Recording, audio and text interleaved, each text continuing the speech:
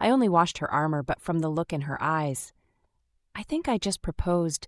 The scratch along the pauldron's inner edge told Blake everything about the smith who'd forged it 3 centuries ago.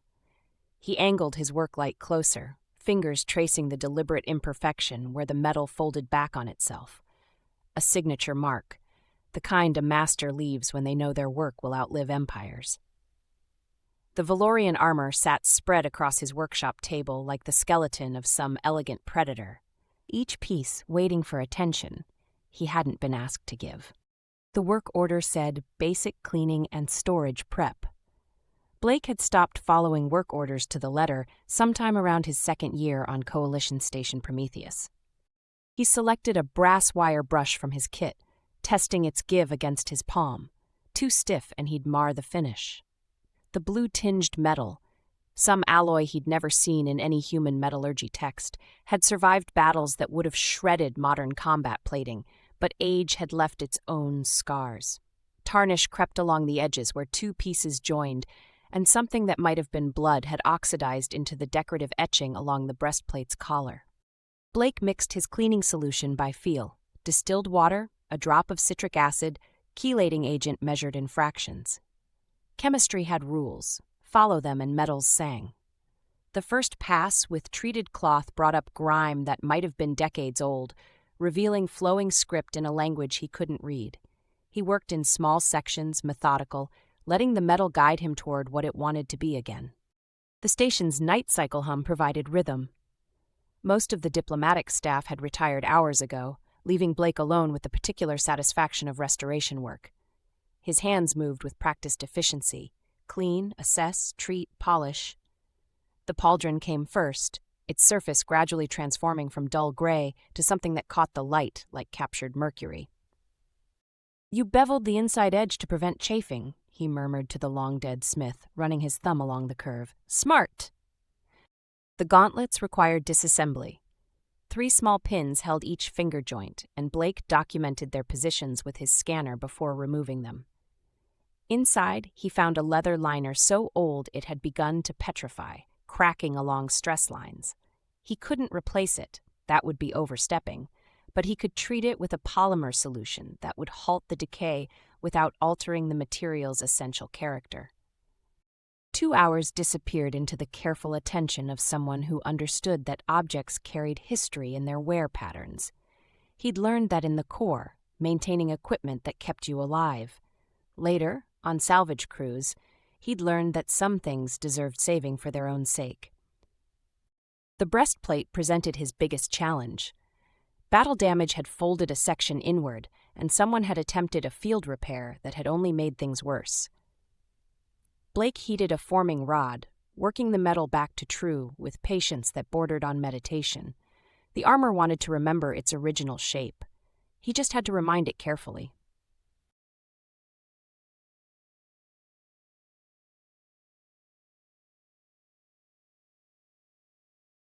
Blake glanced up, polishing cloth still moving in smooth circles, and forgot how to breathe. The woman in the doorway stood like violence waiting to happen. Blue skin marked her as Valorian, but that bare fact did nothing to prepare him for the reality of her. She wore civilian clothes that didn't quite hide the fighter's build beneath, and her dark blue hair fell past shoulders that held themselves with the kind of certainty that came from never doubting your right to space. Amber eyes locked onto the armor spread across his table, and something in her expression shifted, went from merely intense to something Blake had no name for. "You cleaned it," she said, her voice carrying an accent that turned certain consonants into something almost musical. Work order said, "I know what it said." She crossed the workshop in 4 strides, each step deliberate, and Blake found himself standing without quite remembering the decision to move. Up close, she was taller than he'd expected, meeting his eyes almost level. She reached past him, fingers hovering over the breastplate before making contact, and Blake watched her face as she touched the metal. Her eyes closed, her breath caught. When she opened them again and looked at him, Blake felt the impact like a physical thing. "Show me the rest," she said quietly. He gestured at the table, suddenly aware of how intimate the space felt with both of them standing over his work. She moved along the pieces, touching each one, her fingers finding every spot he'd cleaned, every section he'd restored. When she reached the gauntlets, still disassembled with their pins laid out in careful order, she went completely still. You took them apart. The liner needed treatment. I documented everything. I see that. The workshop door opened again. An older Valorian woman entered, took one look at the scene, and made a sound Blake had never heard before. Something between a gasp and a prayer. "Princess Talvera," the woman said, the words careful and stressed. "What has he done?" "Marin, Ashara, princess, apparently didn't look away from Blake. He cleaned my armor." "All of it?" "Yes." "The interior pieces?" "Yes." Marin pressed her fingers to her forehead. Blake's instincts, honed through years of reading situations about to go sideways, started screaming. "Someone want to tell me what's happening?" he asked. Ashara picked up one of the gauntlets, cradling it like something infinitely precious. When she looked at him again, her expression carried layers he couldn't begin to parse. Shock, and something that might have been anger, and underneath it all, something else entirely. "Among my people," she said slowly, "armor is sacred, an extension of the soul, only family may tend to it." She paused, her jaw tightening. "Or a chosen mate." Blake's stomach dropped somewhere into his boots. "I didn't know. Obviously. I can explain to whoever needs. Explaining won't help." She set the gauntlet down with excessive care. "You didn't just clean my armor. You restored it, honored it, spent hours on work you weren't asked to do." Her fingers traced the edge of the breastplate. "You treated it like it mattered." "It did matter, does. It's beautiful work." Something in her face shifted again at that, gone too quick for him to catch. The workshop door opened a third time. 4 Valorian guards in full combat gear entered with the kind of coordinated movement that said military training. They took positions around the room, and one of them spoke in their language to Ashara. She responded without looking away from Blake, her tone carrying an edge that needed no translation. "You need to come with us," she said to him. "There are people who will want to understand what happened here." "Am I under arrest?" "That depends on what you say in the next few hours." She stepped closer, close enough that he could see flecks of deeper gold in her amber eyes. Her voice dropped to something only he could hear. "You should not have touched what was mine." The words hit different than he expected. Not quite threat, not quite regret. Blake looked at the armor one more time, at the hours of work gleaming under his shop lights, and wondered what exactly he'd just done to his life. One of the guards gestured toward the door. Blake wiped his hands on his work pants, a useless habit that wouldn't remove the polymer residue under his nails, and followed them out.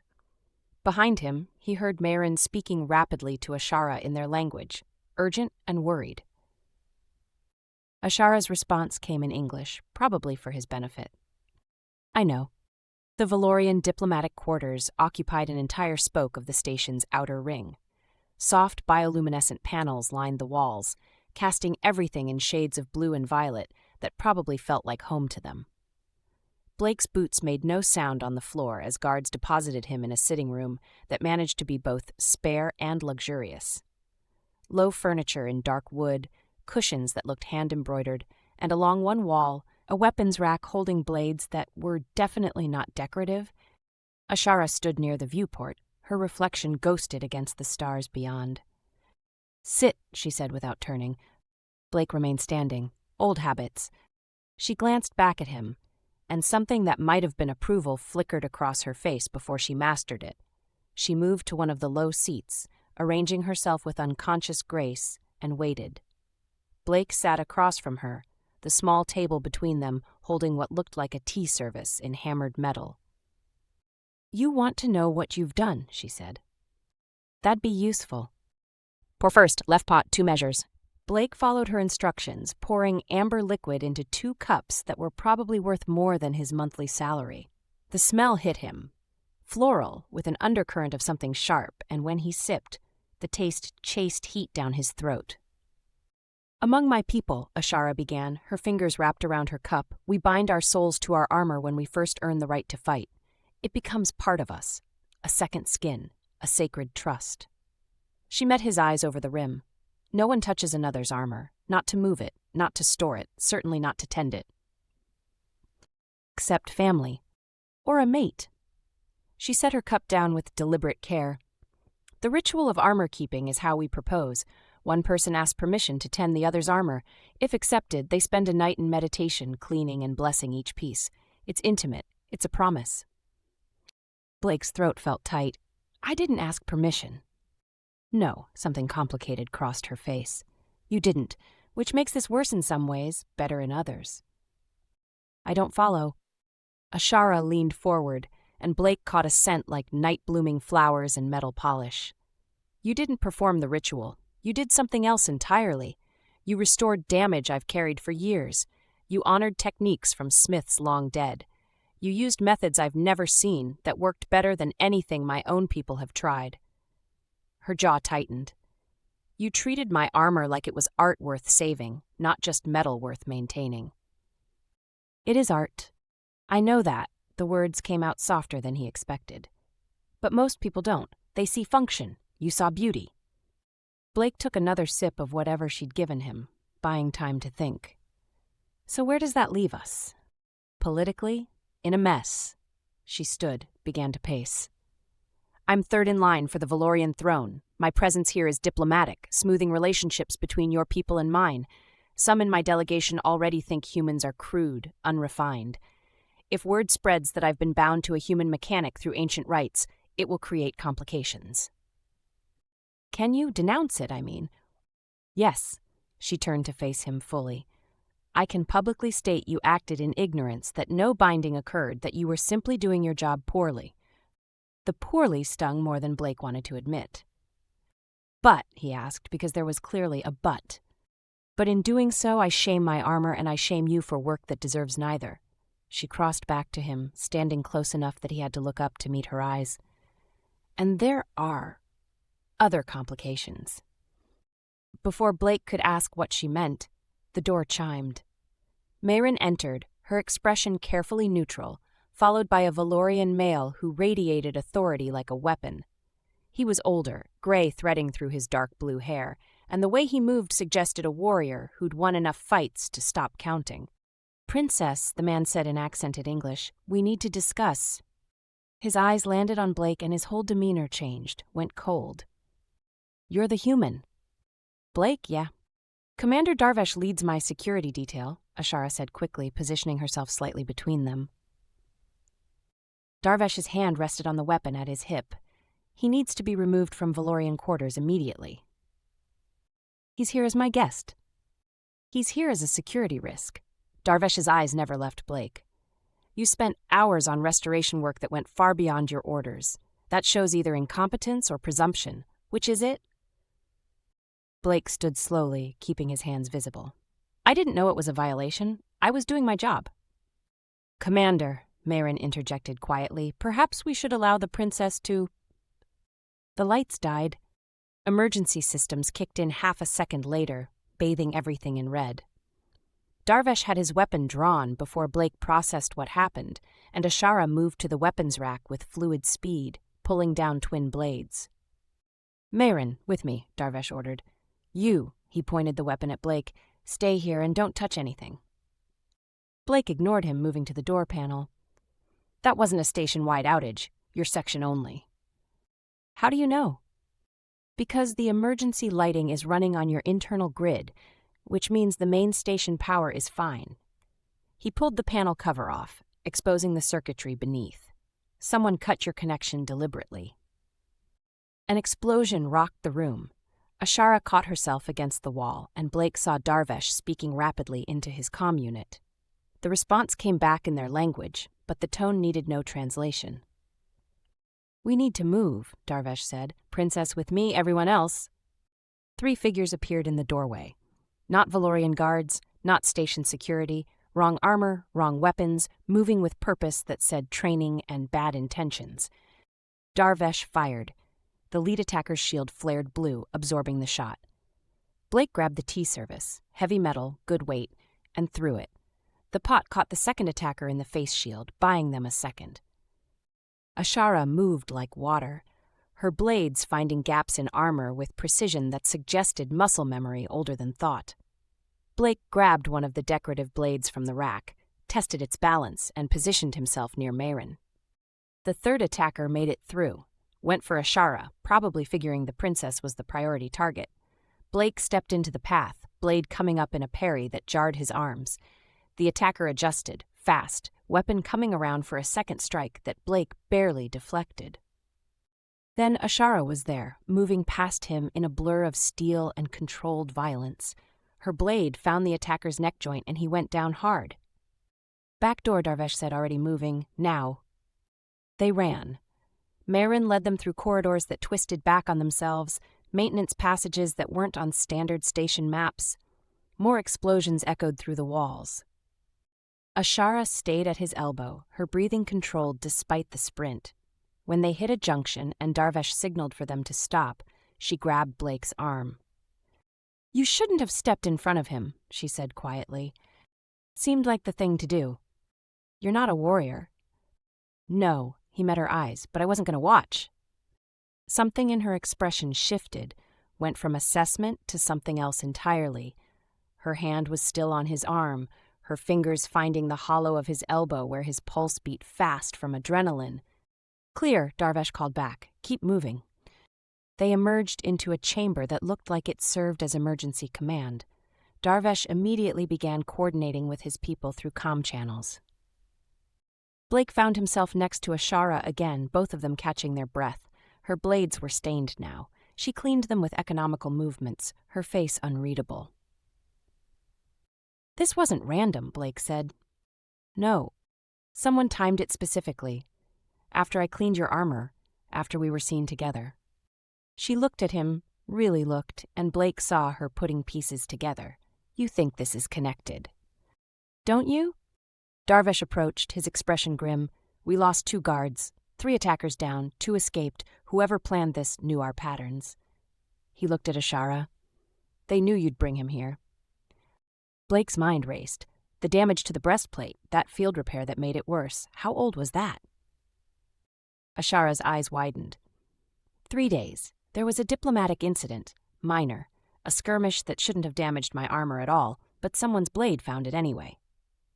"Convenient timing," Blake said, "and convenient that it got routed to my workshop for cleaning." No one answered, because the answer was becoming obvious.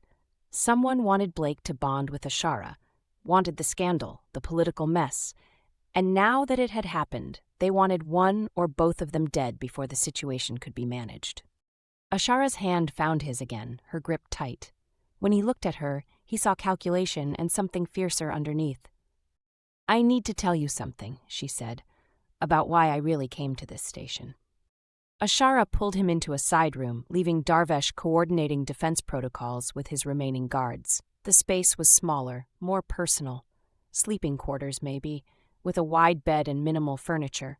She sealed the door behind them, then leaned against it, her blade still in hand. 3 months ago, she said, my family informed me I was to be bonded, not asked, informed. Her knuckles went white around the hilts. To Commander Kravik Dorthan, a decorated warrior, ancient bloodline politically advantageous. Blake waited, letting her find the words. He's also brutal, cruel, the kind of leader who sees soldiers as expendable and civilians as less. She pushed off from the door, started pacing. But my family sees the alliance his house would bring, the military strength. They see strategy, not the man. So you came here to avoid him. I came here to find a way out. She met his eyes and Blake saw something raw there. Valorian bonding law is absolute. Once declared, it can only be broken by death or by a prior claim. I thought if I could trigger the armor ritual with someone else, anyone else, it would give me legal grounds to refuse Kravik. The pieces clicked into place with sick certainty. You had your armor damaged on purpose. Yes. No shame in her voice, just pragmatic admission. I arranged the skirmish, made sure my armor took damage that would require off-station repair. I'd heard humans were skilled craftsmen, that you approached work differently than we do. She set her blades down carefully on a low table. I gambled that one of you might touch the armor without knowing what it meant. A diplomatic incident I could use. Blake felt something twist in his chest. So this was manipulation from the start. It was survival. She closed the distance between them. I researched the mechanics on this station. You had the best record, most thorough. I made sure the work order went to you specifically. And the rest, the way you looked at the armor when you came to collect it? That wasn't planned. Her voice dropped lower. I expected competent cleaning, maybe some basic restoration. What you did.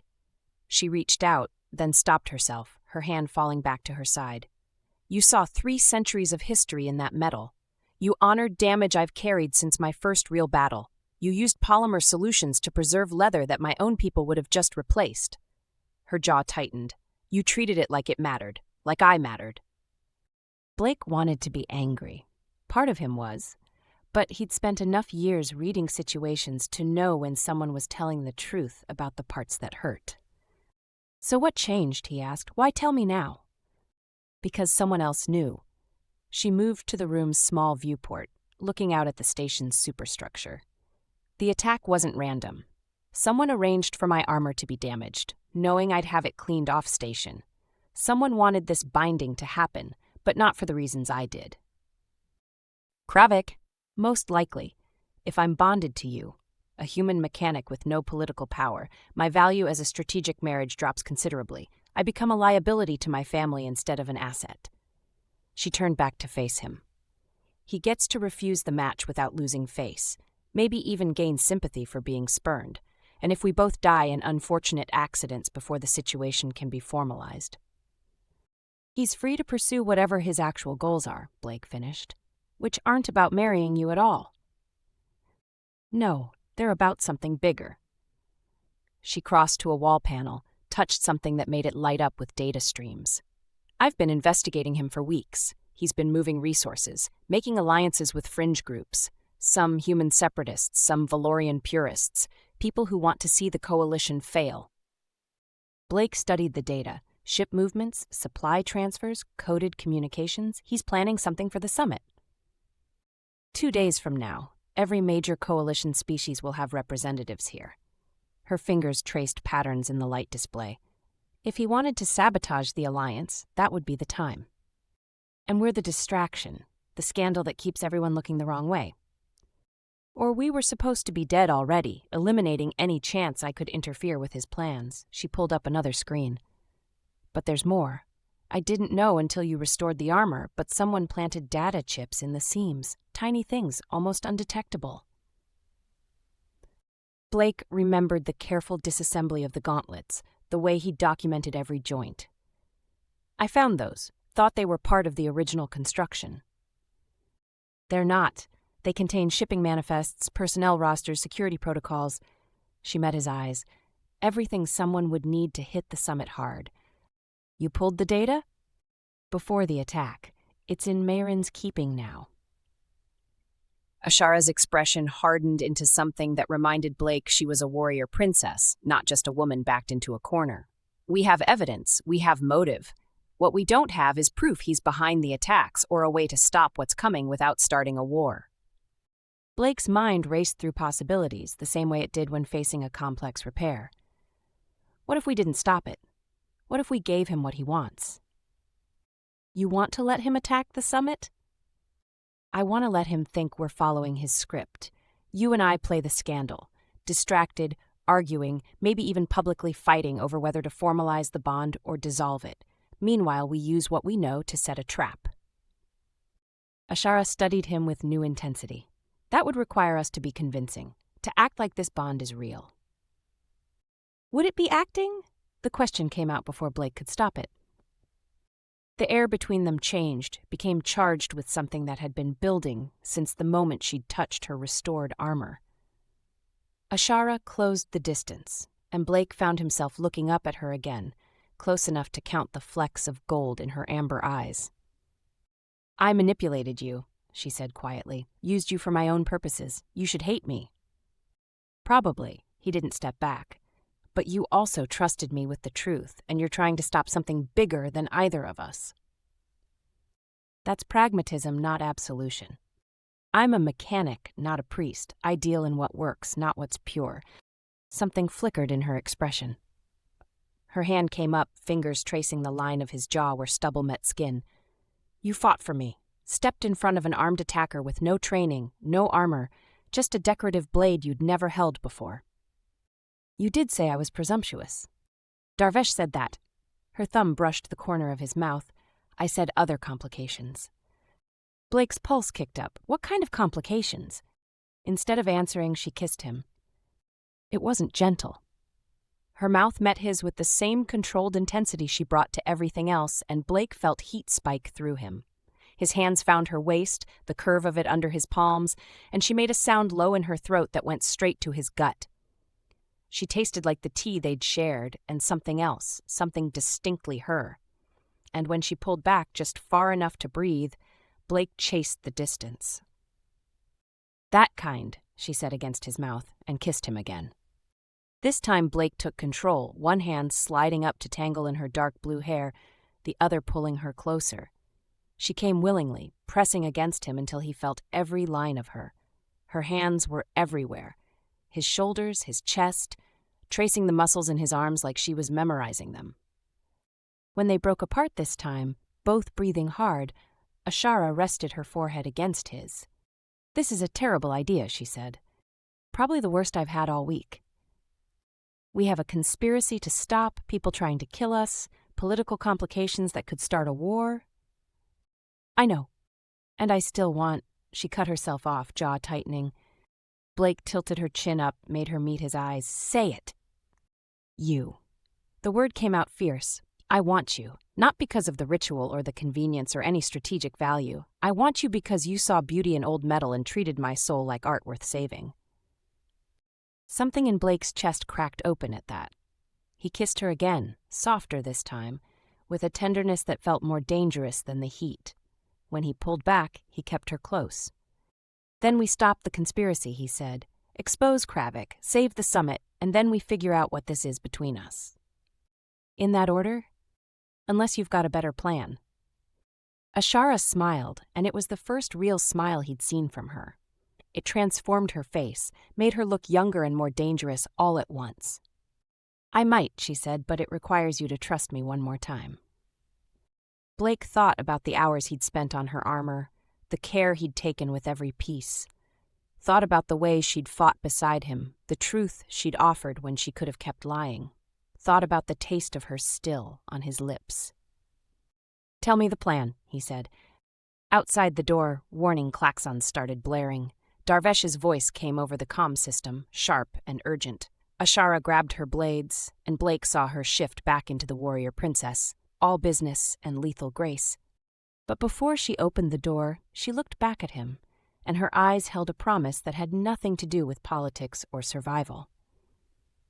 Stay close, she said, and try not to get killed. I have plans for you after this is over. Then she was moving, and Blake followed her back into the chaos, his mind already working through the mechanics of trapping a conspiracy while his body remembered the heat of her mouth on his. The Coalition Summit reception hall occupied the station's grand atrium. Transparent aluminum panels offered views of the nebula beyond, bathing everything in shades of purple and gold. Representatives from a dozen species mingled beneath floating light sculptures. Blake tugged at the formal collar Mayrin had insisted he wear. The Valorian formal attire fit surprisingly well, all dark fabric and subtle embroidery. He felt exposed among diplomats and warriors. Ashara's hand found the small of his back, steadying him. Breathe, she murmured. You look like you're about to face a firing squad. Might prefer it. Liar. Her fingers pressed slightly. You've fought armed attackers. You can handle politicians. She looked devastating in deep blue that matched her skin, cut to show her shoulders and strong arms. She wore pieces of her armor as jewelry, gauntlets modified into bracers, breastplate pieces worked into the bodice. Every eye in the room had tracked their entrance. Remember the plan, she said quietly. Make a scene. Let everyone see them in conflict, distracted. While they played their parts, Darvesh would intercept Kravik's people.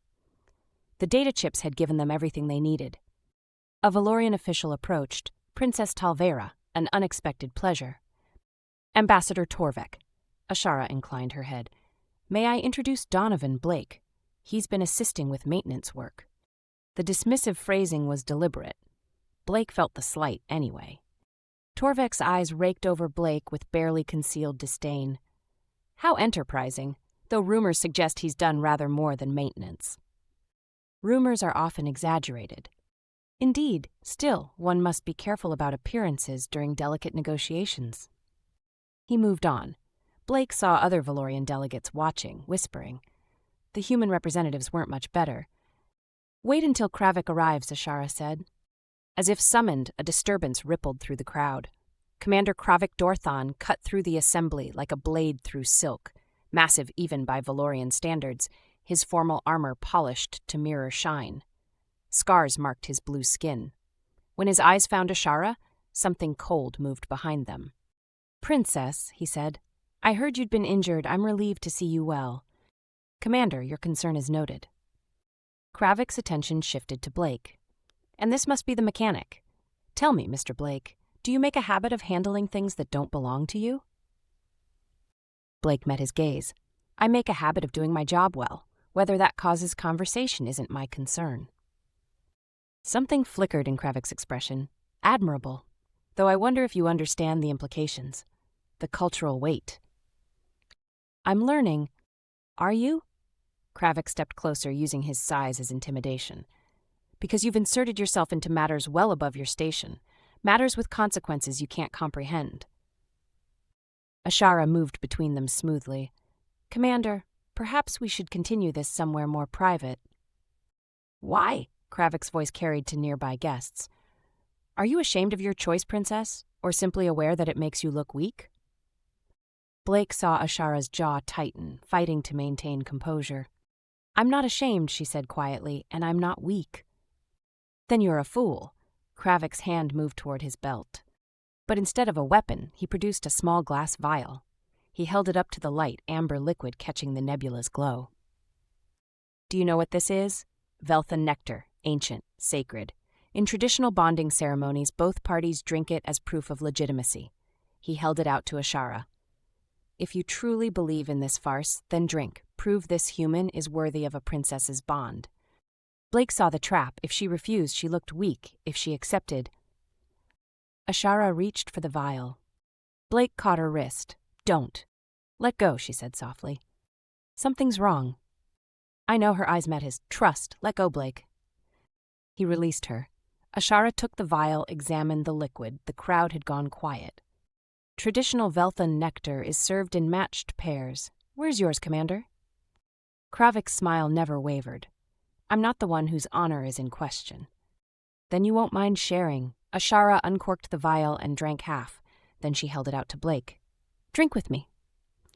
Blake took it, their fingers brushing. He saw warning in her eyes. He drank. The liquid was sweet with an aftertaste like copper and ash. It burned going down. Blake handed the empty vial back to Kravik. Satisfied? Ashara asked. Kravik's expression darkened. We'll see. He walked away. The crowd slowly resumed conversations, but eyes still tracked them. What just happened? Blake asked quietly. Politics, and possibly poison. Ashara took his arm. Traditional Velthan nectar takes 3 hours to metabolize, long enough for any toxins to work, but Valorian toxins work differently on human physiology. You might be fine. And you? I'm harder to kill than he thinks. Darvesh's voice came through Blake's concealed calm. Targets are moving. Stay in position. Ashara's hand found his. Dance with me. I don't really... Dance with me, Blake, please. He let her lead him onto the floor. She guided him through patterns he didn't understand, her body close against his hand on her waist, hers on his shoulder. When this is over, she said quietly, I'm going to take you somewhere far from politics and danger, somewhere with no armor, no rituals, no complications. Sounds good. And I'm going to show you exactly what kind of complications I had in mind earlier. Heat flared through Blake. Trying to distract me from the fact that we might be dying? Is it working? Maybe. She pulled back to meet his eyes, and Blake saw fear beneath the warrior's mask. Her fingers tightened on his shoulder. I don't want to die before. Her eyes lost focus, her grip weakened, and Blake caught her as her knees buckled. Around them, people shouted. Blake lowered her to the floor, his heart hammering. Her skin had gone pale, almost gray, breathing shallow and fast. Medical personnel rushed over. Blake didn't move, didn't let go of her hand. Her eyes found his, struggling to focus. "The armor," she whispered, "in the workshop, data backup." Her eyes closed and Blake's world tilted. "Get her to medical," someone ordered. "Now!" They tried to pull him away, but Blake held on until Darvesh gripped his shoulder. "Let them work. She's strong, she'll fight this." Blake watched them carry her away, something dark and cold settling in his chest. Kravik had poisoned her in front of everyone, confident he could make it look natural. The comm crackled. "We've got movement. Multiple hostiles converging on the Summit Hall security hub. They're making their move." Blake stood, every muscle coiled. He looked at Darvesh. "She said something about the armor. Backup data in my workshop." "Then we go there first." Darvesh pulled his weapon. "And then we end this." Blake thought about Ashara's hand in his, the taste of her kiss, the promise in her eyes. Thought about careful hours spent restoring metal and leather. "Yeah," he said, his voice cold. "We end this." Blake's workshop felt different now. The table where he'd spent hours restoring Ashara's armor sat empty. Darvesh and 3 guards swept the space while Blake moved to his secure storage. "She said backup data," Blake muttered, pulling open drawers. His hands shook slightly. "In the armor somewhere." "The helmet," Darvesh said. "The crest housing." Blake grabbed it, found the release mechanism. The housing popped open, revealing a data chip smaller than his thumbnail. "Got it. Good, now we move." Darvesh's comm crackled. His expression went grim. "They've breached the security hub. We're out of time." They ran through maintenance corridors Blake knew by heart. Emergency lighting painted everything red. Blake's mind raced between calculating routes and thinking about Ashara collapsing in his arms. "She's in Medical Bay 3, Darvesh said. Mayron's with her. The doctors are working." They emerged into the Summit Hall's security hub to find chaos. Station security engaged Kravik's people in a firefight. Darvesh's team coordinated with hand signals. "Upload point is there," one of Darvesh's guards said, pointing to a console. "But it's locked down." Blake pushed forward, examining the system. "I can bypass it. Give me 2 minutes."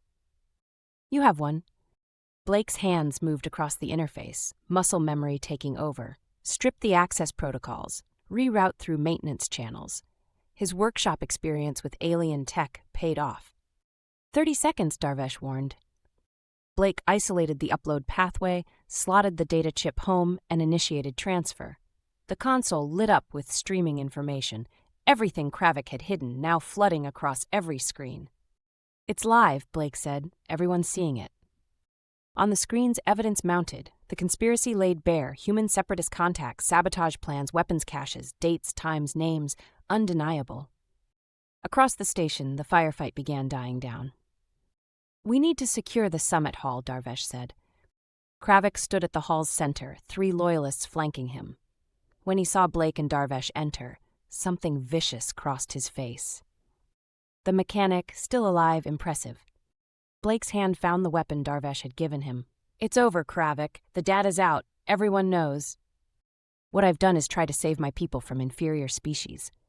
Kravik's eyes fixed on Blake with pure hatred.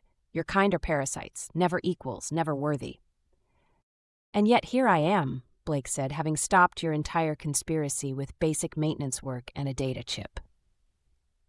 Kravik moved fast. His weapon came up, but Darvesh was faster. The shot took Kravik in the shoulder, spinning him. "Stand down," Darvesh ordered. "It's finished." Station security flooded in, taking custody. Blake felt the adrenaline drain, leaving exhaustion. His legs felt unsteady, and he braced against a column. "Medical," Darvesh said. "Now?" "Ashara first. She's already there. Come on." The medical bay was organized chaos. Mayron stood outside a sealed treatment room. "She's alive," Myron said before Blake could ask. "The poison was sophisticated, but they caught it in time. She'll recover." Blake's knees buckled. Darvesh caught him. "And you are showing signs of toxicity. You need treatment." Blake let them work, eyes fixed on the sealed room where Ashara lay. Hours passed in a haze. When he finally surfaced properly aware, dawn light streamed through the windows. And Ashara was awake. She sat in a bed across from him, looking pale but alive. When she saw him watching, her face transformed with relief. "You're okay," she said. "You're okay," he echoed. "We're both okay." She started to stand, but Mayrin pushed her back down. "You're both staying in those beds for at least another 6 hours. Doctor's orders." Ashara looked at Blake. "I had plans for after the conspiracy was stopped." "I remember. Those plans did not involve medical beds. Rarely does anything go according to plan."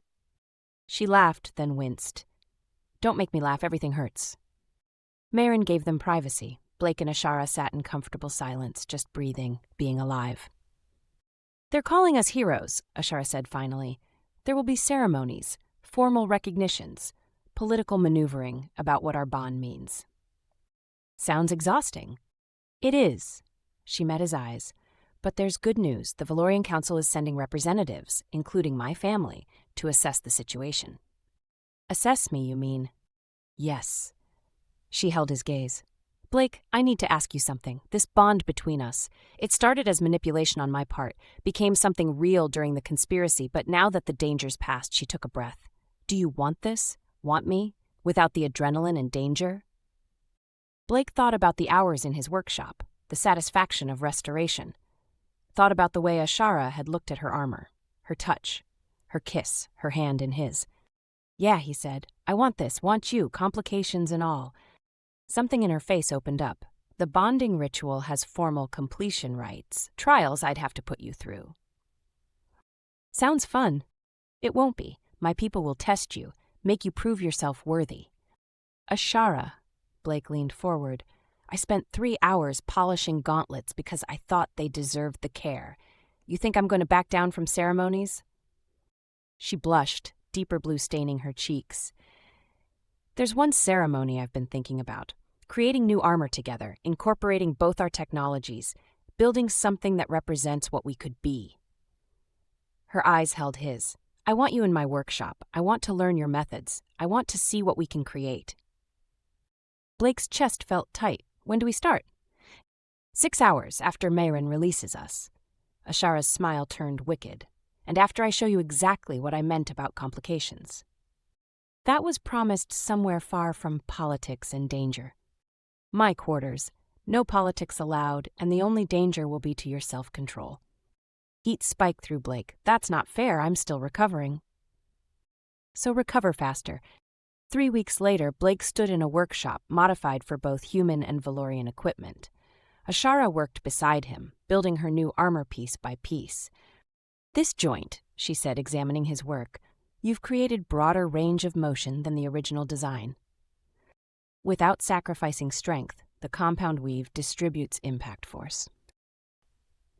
He guided her hands through the process, their bodies close.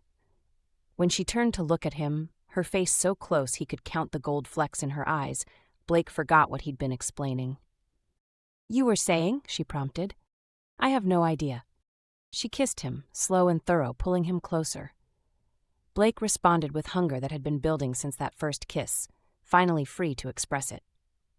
When they broke apart, Ashara rested her forehead against his. "I love you," she said simply. "I don't think I've said that clearly yet." Blake's heart stuttered. "You haven't." "Well, I do. I love that you see beauty in old metal. I love that you're brave without being reckless. I love that you made me want things I didn't think I could have." She pulled back to meet his eyes. "I love you, Donovan Blake." "I love you too," he said, meaning it completely, "even if you did manipulate me into this." "I manipulated you into cleaning armor. Everything after that was your choice. Best choice I ever made." She smiled and kissed him again, and Blake thought about paths not taken, about work orders improved upon, about the hours he'd spent restoring armor, not knowing he was restoring so much more. The completed armor hung on display across the workshop, a synthesis of human innovation and Valorian tradition, beautiful and functional. It gleamed under the lights. But Blake wasn't looking at the armor anymore. He was looking at Ashara, and she was looking back, and in her eyes he saw their future written clear. Sometimes he thought the best things came from breaking the rules. from doing more than you were asked, from treating sacred things with the care they deserved. And sometimes, just sometimes, cleaning armor could change everything.